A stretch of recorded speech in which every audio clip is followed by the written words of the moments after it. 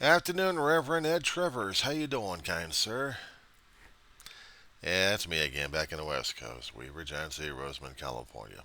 How you doing, dude? Okay, you posted a video. Can the church survive Trump? And somebody actually did a video in response.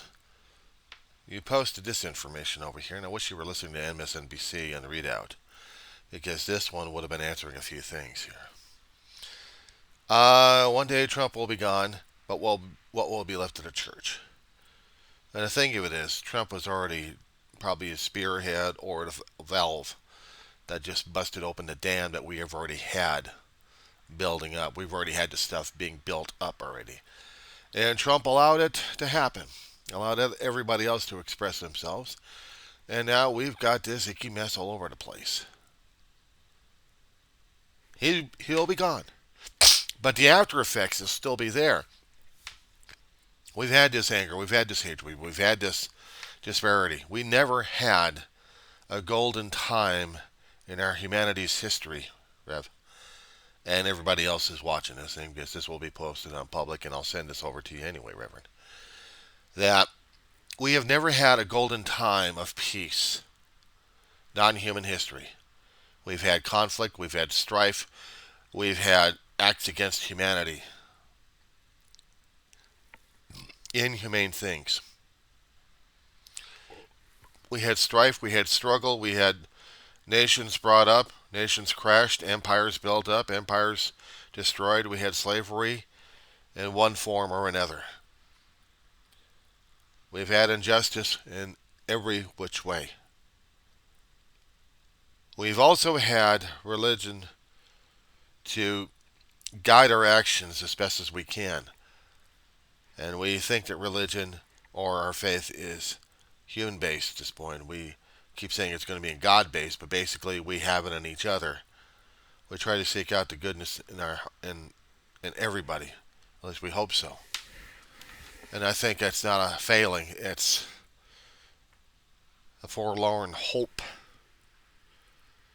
If God put us here in multitudes and created the faith, or faith in every aspect, He was hoping maybe there'll still be people out there to carry on, even despite the fact we got this malice being plagued. Sorry about the lighting, it's just off and on out there.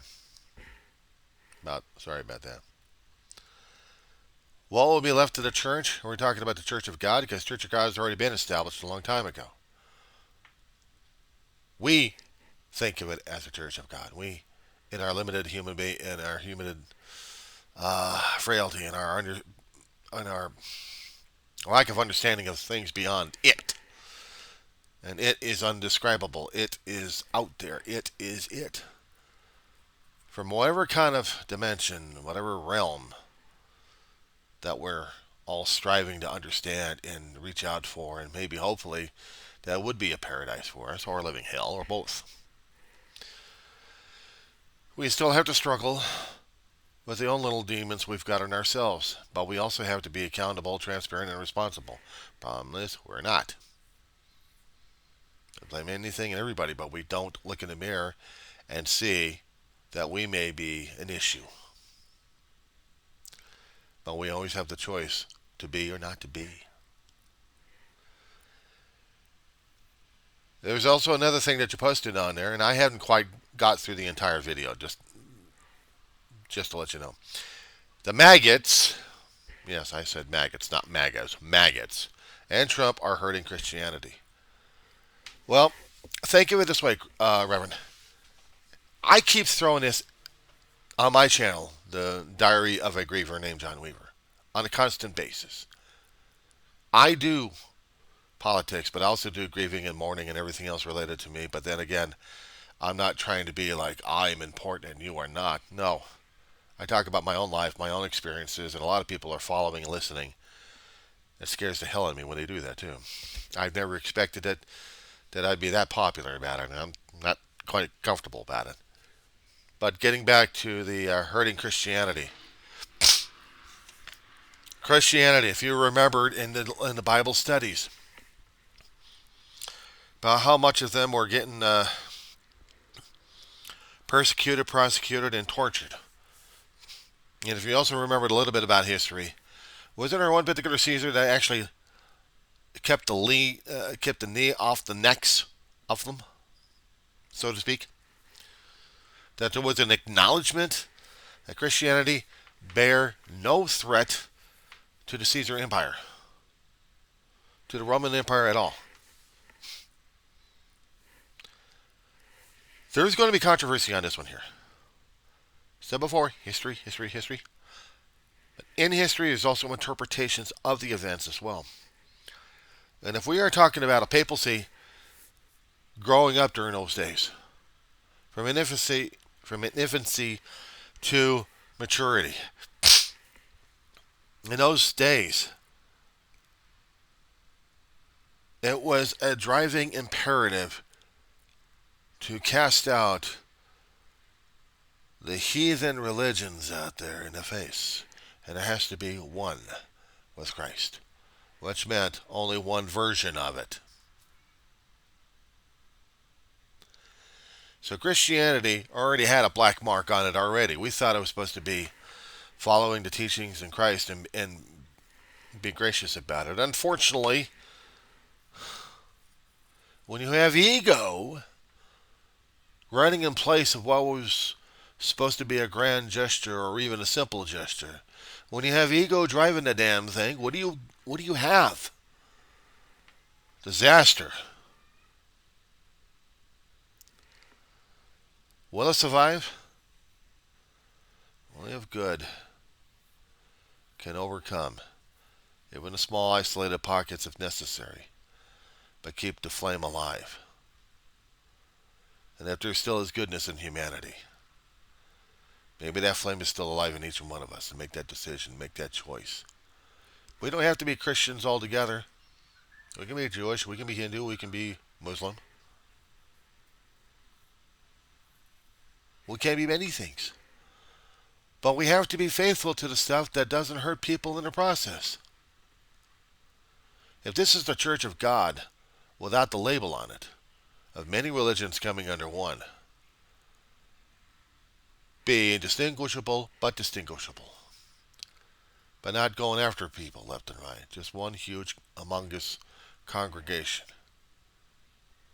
of many faiths looking at the one topic. This is what I kept saying in my videos a lot. You got your topic. You can see my fist in all its glory as I turn it around, right? Different points of view. Different points of view of the same thing. This is how we look at things. We each have our own viewpoint of how we look at things. I think this is one thing that in the Old Testament where God was trying to make the Tower of Babel into that topic. If I look at it in that particular aspect, I'm looking at the Tower of Babel breaking us apart so we can have unique individuals, not just focused and tense and ready to kick someone's ass on the damn thing.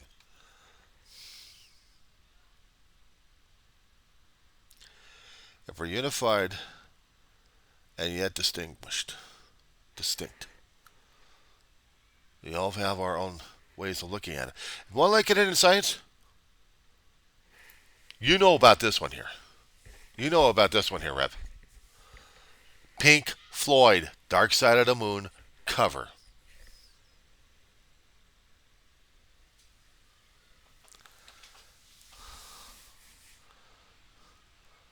For others who haven't heard about Pink Floyd, a musical group that's, I don't know if they're still chugging out there, but the music still carries on. And on the album cover, yes, an actual vinyl album that you put on record players that kind of spin around, has music coming out of speaker systems. They had the image of a crystal pyramid with the light going in one side and yet the spectrum going out. A visual representation, minute, but a representation, nevertheless. Can Christianity survive? It will. What's the form it's going to take? I don't know. It'll survive one way or another. But if it's the Church of God at this point over here, he's got a plan. I'm not going to strive. What will happen when the physical corpse of Trump is gone? Well, the damage has already been done. The influence of Trump will just be probably a memory centuries to come. But in our lifetime, it's going to be a very nasty word you just don't want to use unless you're going to be doing something very derogatory about it and using it as bathroom humor. But the question is, what will be left of the Republican Party? There's no more Republican Party. It's only a Trumplican Party. Those who contribute directly and indirectly, by omission or by direct, are still part of the maggot. They have been contaminated. Every Republican who's got an issue with this damn thing, we don't see enough outrage. We don't see enough pushback on the maggots. And they're going to have the worst reputation in the political history, not to mention the history itself, because they allowed the con men grab hold, screw them over, unleash everything that we tried to hold on to because we know what kind of a flood it was, or could be, or assumed. And then our assumptions were a hell of a lot worse than what we thought. Because now we're seeing the darker sides of our nature. It's like seeing the Gothic tales. Reverend, you've been reading stories? You ever read stories before? Of the Gothic tales? Frankenstein's monster and Dr. Jekyll and Mr. Hyde? Use the analogies. Think of it. Understand. In 12-step programs, those are used.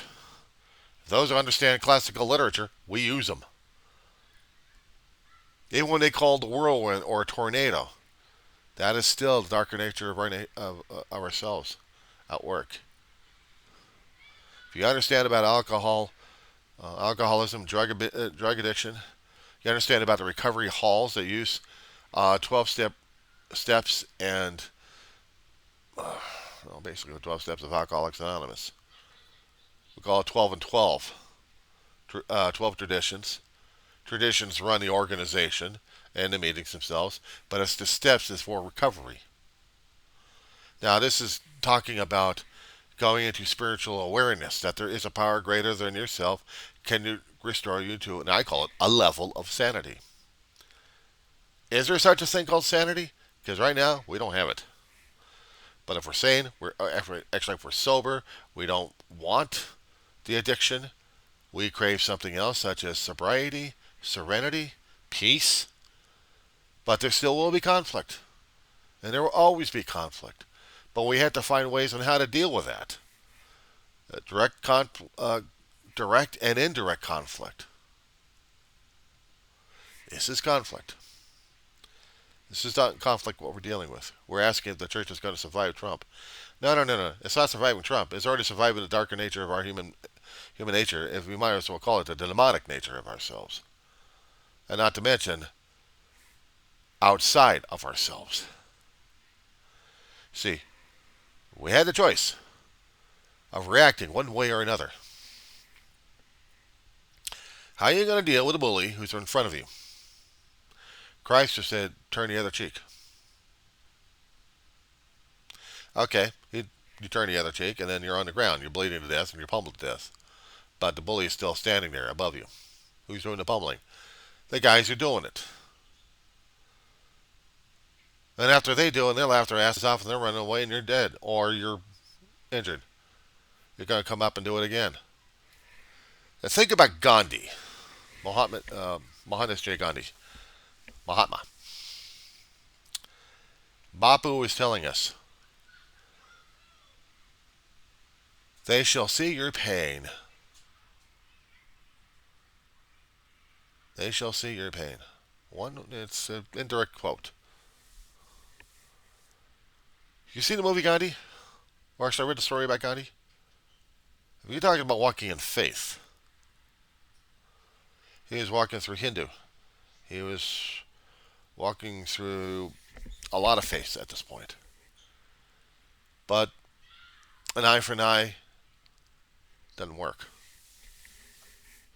He was trying to fight injustice, but without doing physical confrontations. Through the pain, the attacker will see it. They were talking about it at the time when India was going to be separating from the rule of Britain. And they did it through the pain and through the suffering. Britain couldn't deal with it. India was going to show them through their pain of what Britain has done and been doing. Until Britain said, okay, that's enough. We've had enough. They have won it. Through a lot of pains and a lot of scars. But unfortunately, during that time, they also had conflicts between Muslim and Hindu. Muslim and Hindu. I used their correct pronunciations on this one.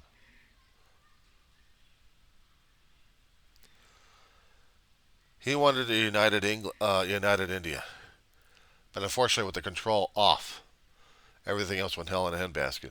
You want to talk about contemporary times right now? Look at the Iraq War, Iraq and Afghan War. When we got attacked, when the United States got attacked in New York City, Twin Towers, Pentagon, Pennsylvania. That much ire, that much rage, that much anger. And we had a hell of a lot of racism going on. A lot of Islamophobia. Anti-Semitism. Didn't matter. It was coming apart. And we went out to two different sections of Middle East. Iraqis with a hell of a lot of our armament and help. Or action. Saddam Hussein got beheaded. And the factions split apart. There was no unity in that. Afghanistan, we went after. We went after Osama bin Laden. We kept at it until we found the bastard, and we killed him. And we desecrated him in a religion. When they got rid of his body. But they showed it, they reported it. And still, we have a lot of anarchy happening in both Iraq and Afghanistan. And Pakistan. So now, we got more stuff happening in our own lifetime right now. Currently.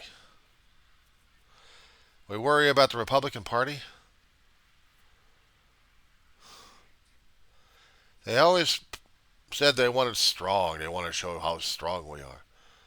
We're only strong when we're united. But if we're tearing each other apart, we have no strength. We have no unity. We have insanity. We're not united. We're divided states of America. I'll say it. I'll challenge it to everybody. We're divided. Prove me wrong. Prove me wrong. You want everybody under your particular flag? Doesn't work that way. We either under one particular flag or nothing at all. We're just like back in Civil War territory. We've got Confederacy versus the Union. What the hell happened during that time? Again, history, history, history, history.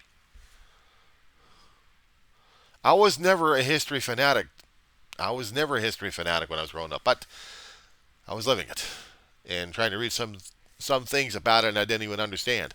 I was seeing it as a kid, growing up as a teenager, still trying to fathom everything else. And now I'm an old fart, 58.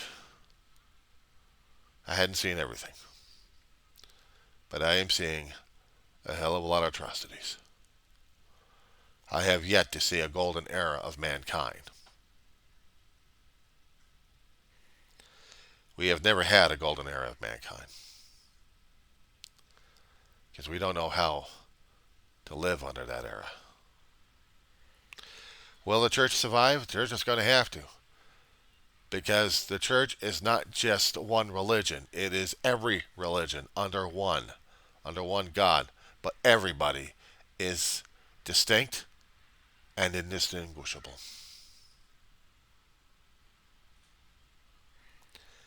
We can be Christians, we could be Muslims, we could be Hindu, we can be Jewish. We have our own faith in God, our own viewpoint, but it's still the one topic. I'm not about to say unity. God's going to declare that one, not me. But that's how it is. So, I'll get back with you on another major topic later on. Just hope we still have a world left living in. I'll see you later, Reverend.